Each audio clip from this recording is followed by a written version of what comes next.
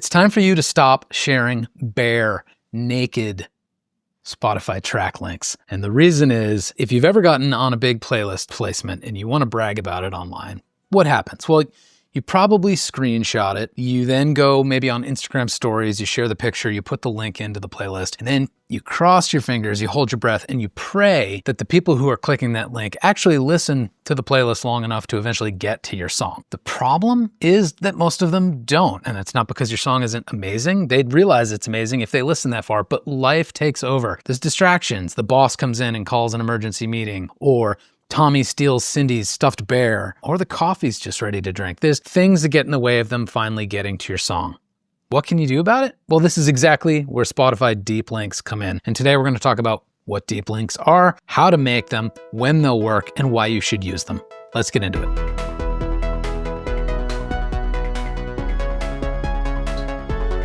What's up? And welcome to Scratch Track. This is the first fast track edition of Scratch Track. Normally in this podcast, it's 15 to 25 minutes of a longer topic. And with these fast track episodes, we'll dive into either a tutorial, a walkthrough, a demo, a case study, something that can be covered in about 5 minutes or less. And today, it's Spotify deep links. Deep links. I'll be doing some screen sharing here for anyone who's watching the video. If you're just listening, I'll try to be as descriptive as possible about what I'm seeing so you have a full conceptual understanding of how to do this stuff. But where I'm going to begin is on the demo website, musicdemo.org, and we're going to click on articles, and then we'll go to this Spotify deep link article right here. And the first thing is, what the hell's a Spotify deep link? A deep link is a custom URL that takes listeners directly to your song inside a Spotify playlist. That could be an editorial playlist, could be a third-party playlist. It could be a playlist that you've created yourself and you want to get people directly to a particular song on that list. So instead of you just sharing the track link, which can sometimes be read as a little bit self-promotional, or on the other hand, just sharing the playlist link, where your song might be buried behind 12 or 24 or 100 other songs, you combine them. The result is that if it's a placement, well, fans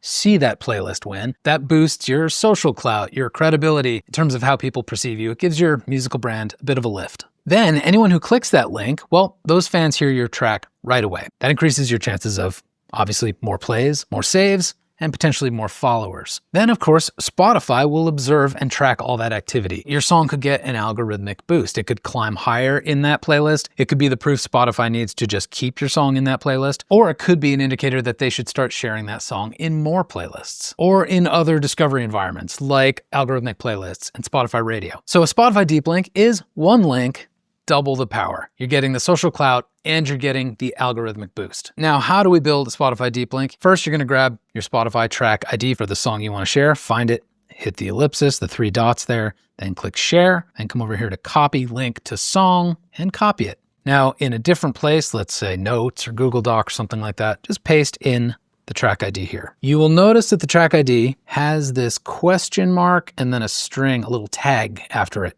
You can just highlight that, including the question mark, and delete it. So in the example of my track, you can see that I've bolded the track ID right here. Yours will be different from that. Obviously, it's going to be unique to your track. The next thing we want to do, step 2, is to grab the Spotify playlist ID. So it's a very similar process. You go to that playlist on Spotify. In my case, we've got new singer-songwriters, pop, folk, soul, and soft jazz vibes. And while I'm here, thanks to Max Craig for putting my song on this list. Anyways, what we're going to do, very similar, you click the 3 dots, the ellipsis related to this playlist, scroll down to share, come over to copy link to playlist, hit copy, and then just like we did for the track, we're going to paste this into our notes. And then delete everything after and including the question mark. In this notes doc, you see I have a track ID and a playlist ID. What do we do with them? It's time to combine them. And there's a very specific formula to do this. And that formula, I'm going to spell it out for those listening. It is https://open.spotify.com/track/your track ID. Then we're going to add something else, which is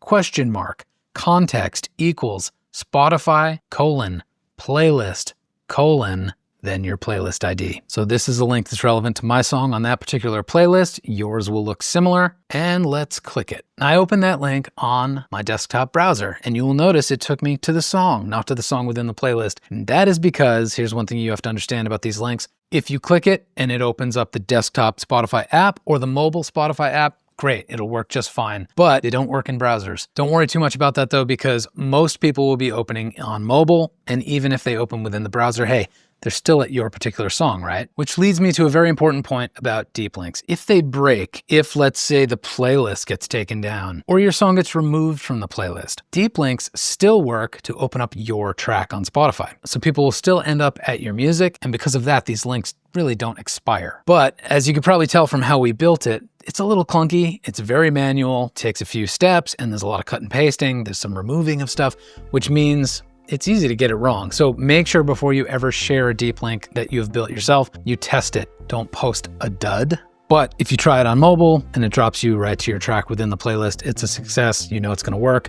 Go ahead and share it. So now you know what they are, how to build them, when they will and won't work. Why should you do this? Well, they only take a couple minutes to build. It's not a ton of work. And when you do it, anytime you're kind of doing a promo flex, like, hey, look at me, I got this cool placement. It's not just like a dead end humble brag. You're giving people something very actionable to do that is consuming your music right then and there. But that signal helps Spotify learn that your music is deserving of more reach. Anytime you share a song, it should either be dressed up in this kind of playlist context with a deep link, or at the very least, just share a playlist you've made with a bunch of your music. You don't really ever want to share just one song, because what happens after that? Spotify's discovery engine kicks in and they send people to all sorts of other music that isn't yours. If you have a boast-worthy playlist placement, obviously deep link it. When you share a playlist of all your own music, well, you're keeping people there, giving them more chances to hear more of your music. And then anytime online, social, email, whatever else it might be, that you want to get people to a very specific song within that playlist you've made, deep links.